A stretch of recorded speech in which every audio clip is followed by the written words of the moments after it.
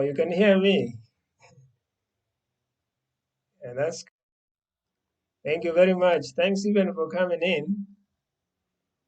I like to do a short lesson for obvious reasons. I just want to have a recording, and I think we can start with what we have, the numbers we have. So I'm Juliano, and for this class, I'll be taking you through introduction to information communication technology. Um, the learning outcomes are, as can be seen on the PowerPoint. I hope you can see it. We'll be explaining the meaning of computer networks. We'll also explain the basic components of computer networks, describe types of computer networks, and finally explain the role of computer networks.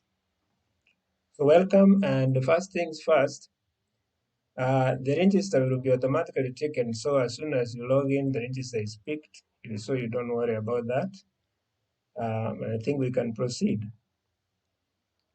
So in as far as computer networks is concerned, in terms of definition, we are talking of a group of devices connected with each other through a transmission medium. An example would be wires, or should I say cables. And why do we need to connect computer networks? Uh, Computer networks allow us to send and receive data stored in one device over the network and then received by a receiving device who is the recipient.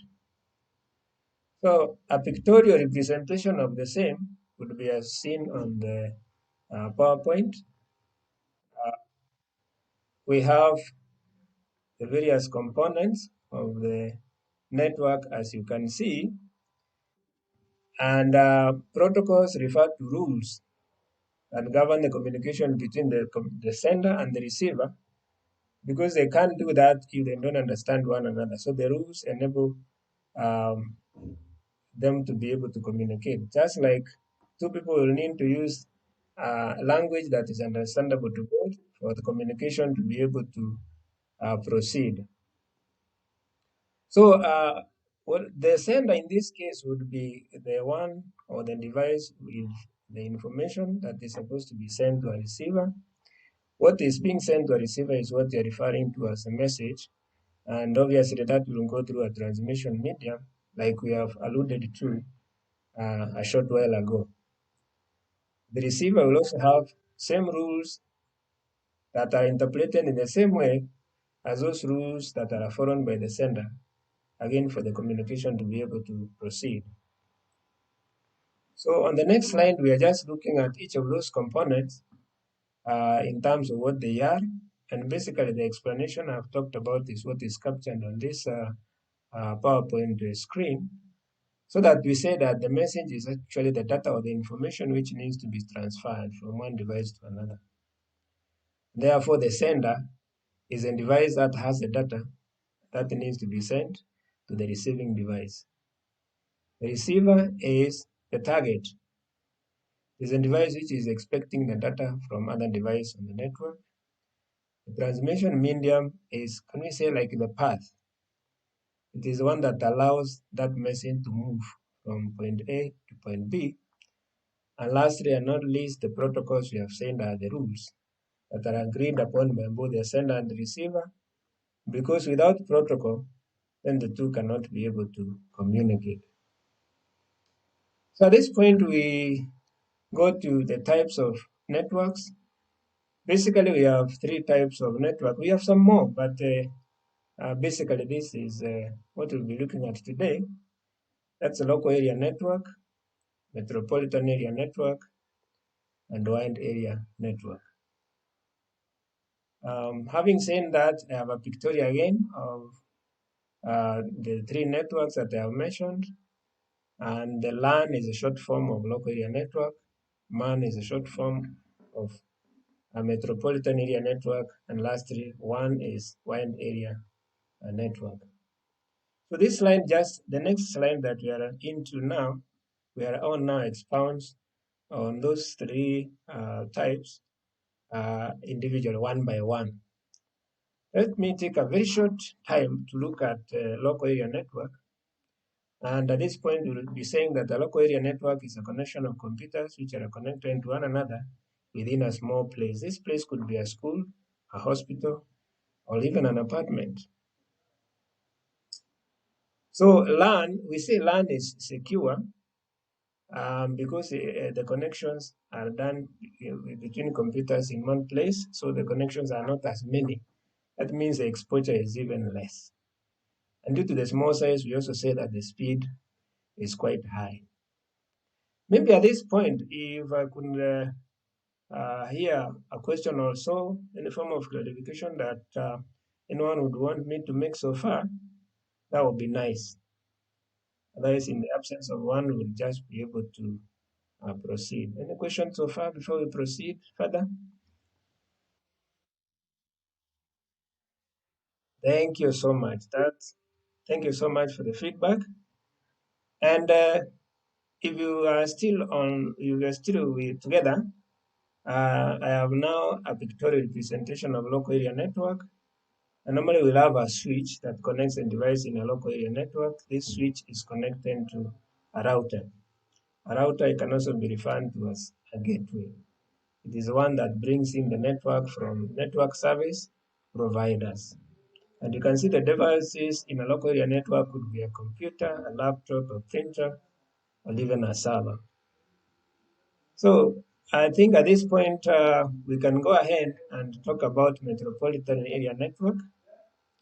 And at this point, we'll be able to find out that metropolitan area network is a combination of several LANs.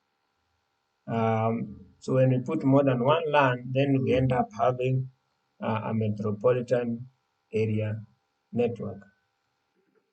The size of metropolitan area network is obviously big because we have said it's a combination of the smaller LANs that we looked at a short while ago. For the purposes of those of us who remember images much faster than text, there is a pictorial representation, of course, like we have done with the rest, on the slide that is right now in your view.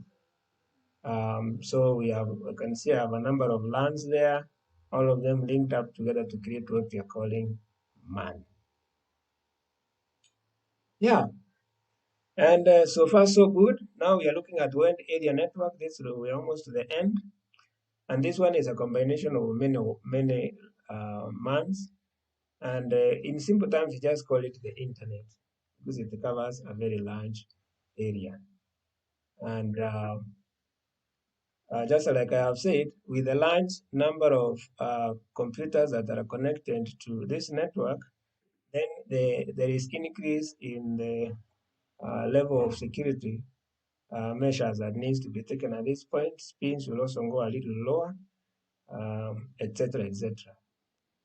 And now we are looking at the pictorial representation of the same. We have very many mans that make up the one. And remember, we have just called it simply the internet. So we are also saying that we'll be looking at the roles of computer networks. And for today, we just look at them as a list due to time constraints. So one of them is file and data sharing. We also share resources through networks. We also do data protection and redundancy. Redundancy is about having many copies of data so that in case you have a problem with one copy, you have a spare elsewhere. So ease of administration, internal communication, and lastly, distribution of computing power. So far, so good. At this point, I would be glad to receive any question, if any, before we get an assignment to, and then we call it a day. Or a comment. Yes, Malik. Yes, I can hear you. Yes, go ahead. In this college, you are using a um, LAN. In this college, you are using LAN. Yes. Thank you very much for the question. I hope I was able to respond to that question. Our next lesson will be able to dig more into each one of these. If we don't have any other question, I will give you an assignment. The assignment has two questions, as can be seen on your screens. And I would expect the responses to these questions in the next lesson. So make sure by the time you're coming back, you are ready and present them for the purposes of marking. Otherwise, thank you very much for your patience, for your availability, and let's see you in the next lesson next week. Thank you very much. Have a good night.